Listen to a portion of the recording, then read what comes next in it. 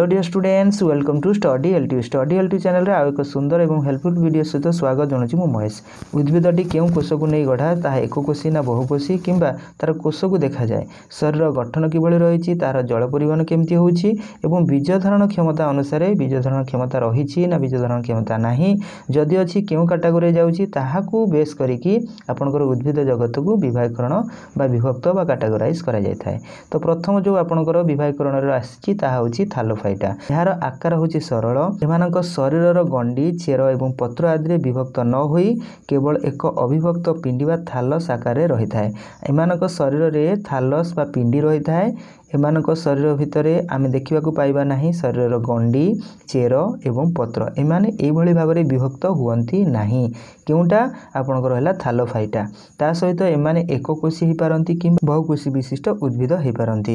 एमानकर पिले मन रख संवाही टिश्यू न थाए, एमानकर संवाही टिश्यू न थाए। केउमानकर थालोफाइटा जो कैटेगोराइज आपनकर उद्भिद जगत बा प्लांटी रहिला सेमानकर संवाही टिश्यू रही न थाए। उदाहरण भाबरे आमे काहाकू नै परिबा भलो भाबरे देखंतु बिले स्पाइरोगाइरा, इलोथ्रिक्स ता सहित क्राडोफोरा एवं कार आदि उद्भिद बा आलजाई एमाने होउचंती केउ कैटेगोरी आपनकर थालोफाइटा। तापर देखो ये चित्र देखि पारथिबो एटा आपनकर हला स्पाइरोगाइरा, ठीक अछि। एटा हला कारा जातीय जो आपनकर शैवाल अछि बा आलजाई अछि, ये माने थालोफाइटा रे जाउचंती। आंटी बा उद्भिद संपर्क रे जो डायग्राम ता देइछि ताको आमे भलो भाबरे बुझिबा, ठीक अछि।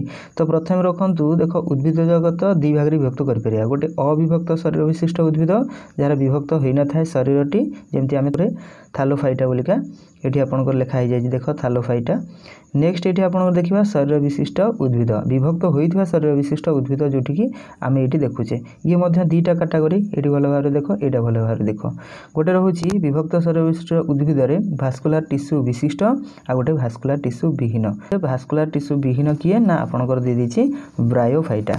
आ भास्कुलर टिश्यू विशिष्ट किए एठी दीटा कैटेगरी आसिला। देखो भास्कुलर टिश्यू विशिष्ट कहि परिया संवाही टिश्यू जो मानकर रहुची सी होउची सी बीज सृष्टि किछि किछि करंती नाही, किछि किछि बीज बा मंजी सृष्टि करंती।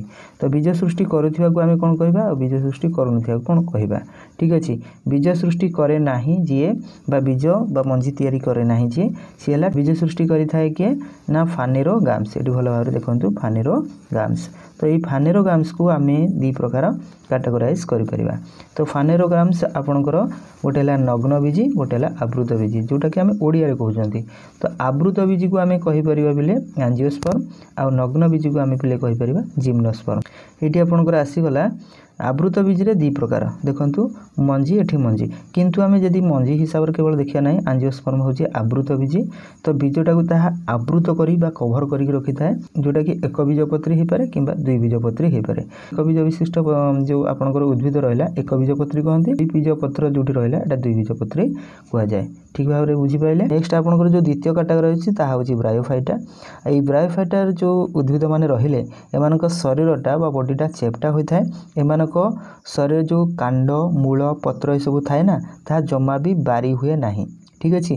जम्मा भी बारी हुए नाही, तार कांड कोटा तार मूल कोटा तार पत्र कोटा किछि भी आमे बुझी पारंती नाही। सहित शरीर को धरि रखिया पई आउ खाद्य ग्रहण करिया पई जल संग्रह मध्य कलेक्शन करिया पई एमानकर चेर भली केते गुडे बॉडी भीतर राइजॉइड थाए। भलो भाबरे मन रखंतु राइजॉइड रही थाए काहा देहरे ब्रायोफाइटा कैटेगोराइज रो उद्भिद मानक शरीर रे। जदि ब्रायोफाइटा रो उदाहरण बा एग्जांपल नबा मस नै परिबा मार्कानसिया ता सहित रिक्सिया, ए तीनोटी मन रखंतु। मस मार्कानसिया आ रिक्सिया होचंती ब्रायोफाइटार केते गुडे उद्भिद। तो टेरिडोफाइटा जो रहिला तापरे आउ जहाँ भी रही मु डिटेल्स आलोचना करी नेक्स्ट वीडियो रे। आउ लॉन्ग वीडियो करिबा ना एई भली भाबरे शॉर्ट वीडियो रे आपन मानक प्रेजेंटेशन देबा, कमेंट माध्यम रे पिले माने जणे देबे। रहुची जय जगन्नाथ।